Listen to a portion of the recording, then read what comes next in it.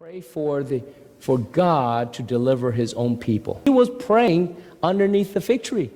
And Jesus said, I saw you when you were praying. And that was significant. You know, how many of you prayed and you said, you know, nobody's listening. Nobody saw me. Nobody heard me. Okay? Who is out there? Hello, God, are you there? Are you listening? Have you ever prayed that kind of prayer? You know, how long do you think the Israelites prayed that prayer when they were in Egypt for 400 years? How long do you think the Israelites prayed that kind of prayer? At least 300 plus years. Come on.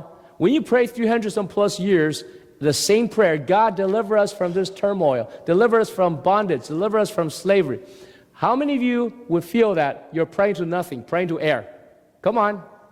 I feel that way sometimes. I feel that way when I pray about certain things. And God doesn't answer the way I expect it, then that's what happens. I get very disappointed with God. But here, in this encounter with the Lord, Nathanael was given this knowledge that Jesus not only knows him, but that Jesus sees him when he's praying. What kind of encouragement is that?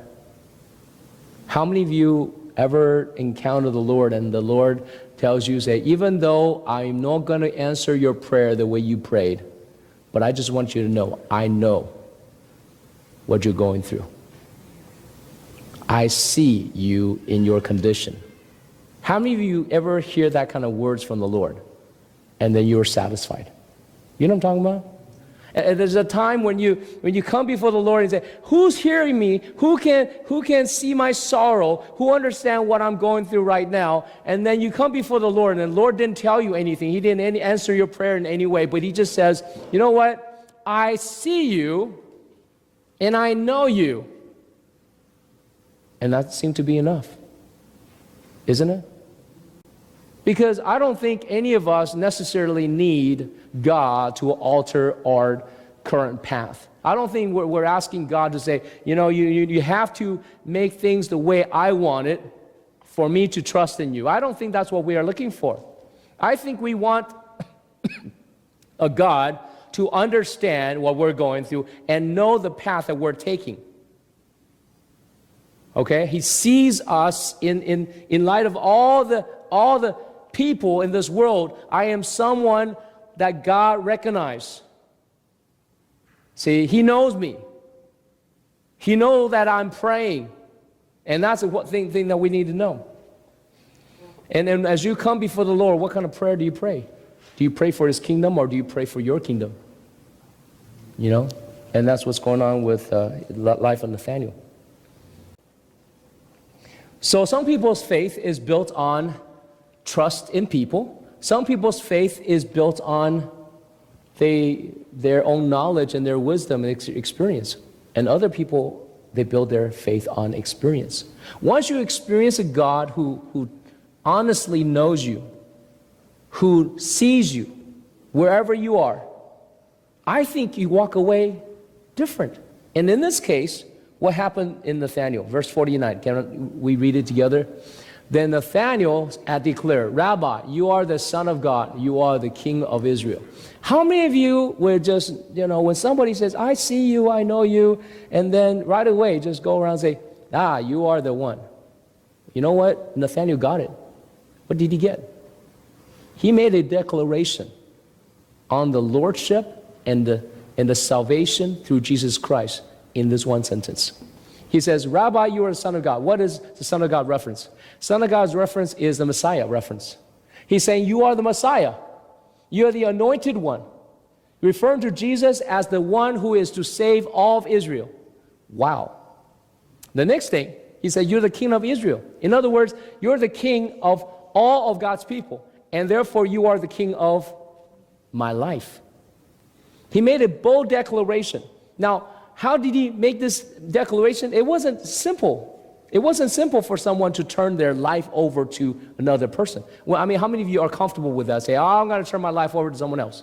You don't do that haphazardly. You don't do that arbitrarily. You do it because you know there's a certain truth behind that. There's a certain weight behind that. Once you make that decision, and that decision is final, that decision is going to be absolute.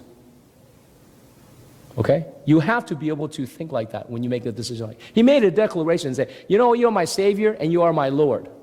You're my King. Wow. In one encounter. That is amazing. Why? Because, see, intimacy is achieved when you know that person know you so intimately, so deeply. And when that level of knowledge is achieved, I tell you, trust, faith, everything we talk about here in the Bible, relationship with the Lord, it's built on that. See? And then you can build history on that. So here, he had an encounter, and he declared his knowledge of God. In this encounter, God says, I know you. And he says, I know you now. Once. See, knowledge is built on encounter. Encounter builds more knowledge. Knowledge, encounter goes hand in hand. Some people never have an encounter. You know? Some people you meet 5 times, and you never remember that person. How many of you have that experience? Yeah. Some people come to church. You need to have an encounter. You go to church over and over again, and you may not have an encounter. You go through the motion of worship, you go through the motion of listening to a sermon, but then you never had an encounter. Okay? Here, having an encounter that changed Nathaniel, his life was completely rearranged after that encounter. And this is what happened in verse 50 and 51. Let's finish up the story. Jesus, because I told you I saw you under the fig tree. You will see greater things than that. He then added, very truly I tell you, you will see heaven open and the angels of God ascending and descending on the Son of Man. How amazing it is to be able to see messengers, the angels ascending and descending on Jesus. I mean, just what does that mean? It means that Jesus created a path for heaven and earth to connect. Heaven and earth to connect. You know, what is worship, my friends? Worship is an encounter. Do you understand that? Worship is where the spiritual realm intersects with our so-called natural realm. Does that make sense? Worship brings the supernatural realm with the natural realm, because most of us live in a natural realm. Okay? We assume everything works based on the physical laws of the universe. We assume everything that we see is materialistic in the sense, we're not talking about, luxury in terms of materialistic. I'm talking about materialistic as in things are made of visible, tangible materials. Okay? And we assume that's the natural space we live in. And when we worship God, somehow the natural meet the supernatural, the spiritual, and intersects. And that's when we are engaging in a spiritual encounter with God. And that's what worship is. Some people realize, man, I'm actually having a supernatural experience. And that's when you walk away and say, boy, is my life changed.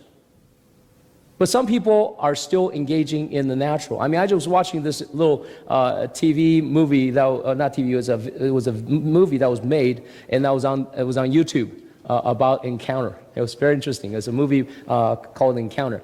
And basically it was a story about 3 sets of travelers that were going down this path. It was supposed to be some kind of a destruction, but the Lord brought them into this encounter with him in a little cafe. Have you seen that?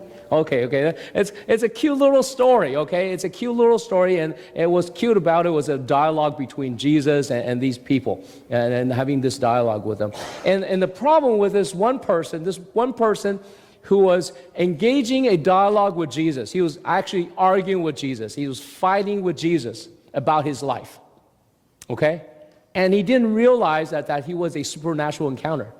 The whole time he was thinking that Jesus was just this person who's trying to prey on his weaknesses and somehow got to know his life a little more than other people. And then so he's like, okay, you know, what's the big deal about this? And he just rejecting Christ, rejecting Jesus over and over again, and then he walks away. And then finally, he ends his life in a car accident. But, you know, I like the story. You know, I don't know if life is that simplistic, but I think I like the story because that's sometimes how it is with us. We engage in dialogues with God sometimes.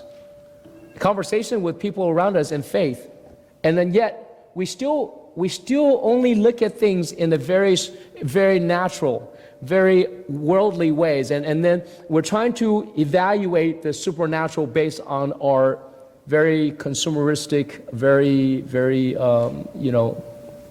materialistic values, and then we can never experience anything different. We walk away. Not really having encounter at all. See? So here we have Nathanael encountering Jesus. He was transformed because he said in his own heart, now that is awesome. Someone who actually knows me, someone who actually sees me when nobody else sees me, and I am right there, ready to open myself up bare for him to come into my life, to be my Lord, to be my Savior. Now that's pretty amazing. I don't know about you, but when I come to church, when I come to a service, my expectation is I want to meet the Lord. I want to know what he's saying to me. I want to see him face to face. And so every time I pray, I just, God, let me see you today. What do you want to say to me today? That's my daily routine. And then I meet him and I see him and I experience what he wants me to experience. And it's amazing. It's to walk in this kind of light. See, a lot of us, our faith is built on the people we trust. And that's great, but you still need to meet the Lord. And other people, your faith is based on knowledge and your experience. And that's great too. You need to humble yourself enough to say, you know what? I am open to an encounter. You got to be willing to encounter Christ. And once you're willing to encounter Christ, when Jesus is able to speak to you and say, I know you, I can tell you that's the beginning of true intimacy in your life. Nobody can come in that intimate relationship without knowing that God knows us. Because you're not going to open yourself up. You're not going to open yourself up and trust him. And what do you think this last passage is saying? Jesus said, you believe because I told you I saw you under the fig tree. You will see greater things than this. What do you think the principle here is? Faith is built on faith. If you don't have faith to begin with, you don't have the faith to actually allow this engagement, this encounter to take place, you're not going to have this greater faith of seeing greater things. See, faith leads you in the path of faith. Start with faith. Once you have a little bit of faith and you trust the Lord and allow him to take you into areas unknown to you, greater things going to happen. And that would add to your faith. Faith is added to faith. Say with me. Faith is added to faith.